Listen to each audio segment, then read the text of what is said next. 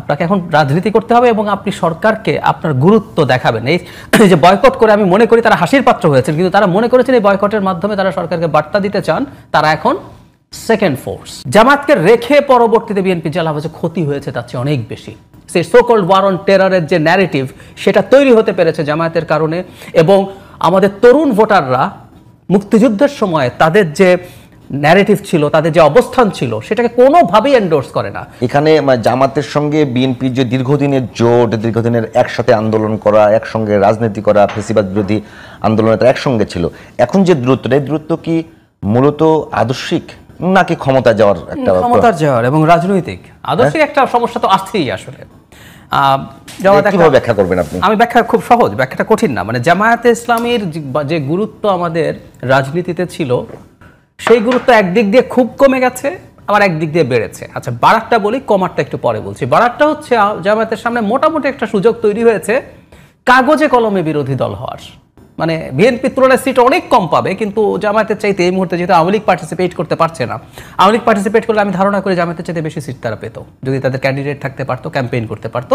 আমার বিবেচনায় আওয়ামী লীগের এখনো 20% পপুলার ভোট আছে, জামাতে যদি 7-8% ধরেন, 3 ভাগের 1 ভাগ ভোট তাদের। তো যাই হোক, এখন তাদের সুযোগ হয়েছে আওয়ামী লীগ না থাকায় তারা 15টা বা 20টা সিটও যদি পায়, আর কেউ এই পরিমাণ সিট পাবে না, তো তারা কাগজে কলমে সেকেন্ড। আচ্ছা, এটা তাদের সুবিধা। কিন্তু ক্ষতি যেটা হয়েছে, জামায়াত এতদিন মানে এত গুরুত্ব কেন পেয়েছে খেয়াল করুন। বিএনপির সাথে জামায়াতের জোটের কারণ কি, একটু সময় দেন, আমি একটু এই জায়গাটা ইম্পর্টেন্ট। 1996 সালের নির্বাচনের একটা অ্যানালিসিস করে দেখা গেছে বিএনপি আর আওয়ামী লীগের মধ্যে 100টার মতো সিটের সিদ্ধান্ত হয়েছে খুব অল্প ভোটের ব্যবধানে, 10, 15, 20 হাজার ভোটের ব্যবধানে।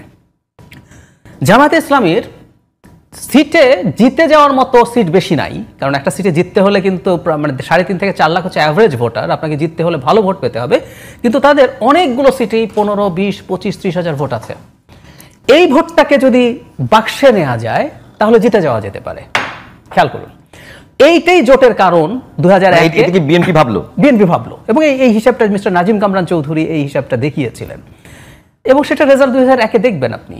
আচ্ছা, পপুলার ভোট কিন্তু বিএনপি আর আওয়ামী লীগের একই রকমই, কিন্তু সিটে মেজর ডিফারেন্স হয়ে গেল। আওয়ামী লীগ 62 সিট আর বিএনপি 2/3 মেজরিটি পেয়ে গেছে জোট নিয়ে। মজাটা হচ্ছে আওয়ামী লীগের অবর্তমানে জামাতের এই গুরুত্ব নাই তো আর। বিএনপি এখন জামাতকে কেন তার সাথে রাখবে? কোনো প্রয়োজন নেই। বরং বিএনপি জামাতকে যদি বিরোধী দলে রাখতে পারে, জামায়াতের যে ইসলামী রাজনীতি, অন্তত নামে যে ইসলাম আছে, এটার বিরুদ্ধে বিএনপি এখন নিজে একটা সেকুলার সেন্ট্রিস্ট, একদম সেন্ট্রিস্ট একটা মধ্যপন্থী দল হিসেবে ওই ফাইটটা জামাতের সাথে করতে পারে, এবং জামাতকে তার কাছ থেকে দূরে সরানোই বেটার।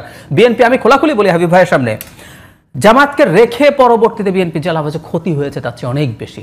সেই সো কল্ড ওয়ার অন টেররের যে ন্যারেটিভ সেটা তৈরি হতে পেরেছে জামায়াতের কারণে, এবং আমাদের তরুণ ভোটাররা মুক্তিযুদ্ধের সময় তাদের যে ন্যারেটিভ ছিল, তাদের যে অবস্থান ছিল, সেটাকে কোনোভাবেই এন্ডোর্স করে না। আপনি খেয়াল করবেন সাম্প্রতিক সময়ে তারা মুক্তিযুদ্ধের বিরুদ্ধে কথা বলতে গিয়ে মারাত্মক ব্যাকল্যাশের শিকার হয়েছে।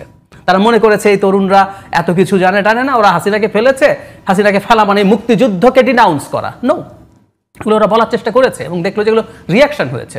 সো বিএনপির দিক থেকে অন্তত আগামী বেশ কিছু সময় জামাতের আসলে ইউটিলিটি নেই। কাগজে কলমে বলছে, কোনো একদিন যদি দেখা যায় আওয়ামী লীগ ফিরে আসে বা আরেকটা দলের সাথে তার সেই ফাইট তৈরি হয়, আবার যদি ভোটের অঙ্ক হয়, তখন সে ইম্পর্টেন্ট হতে পারে। ফলে এখন জামাত যেহেতু দেখছে বিএনপিকে তার মানে বিএনপির আর তাকে প্রয়োজন নেই, সে এখন তার মতো করে রাজনীতি করার চেষ্টা করছে। খানিকটা কনফিডেন্সও তার শেষ হয়ে গেছে।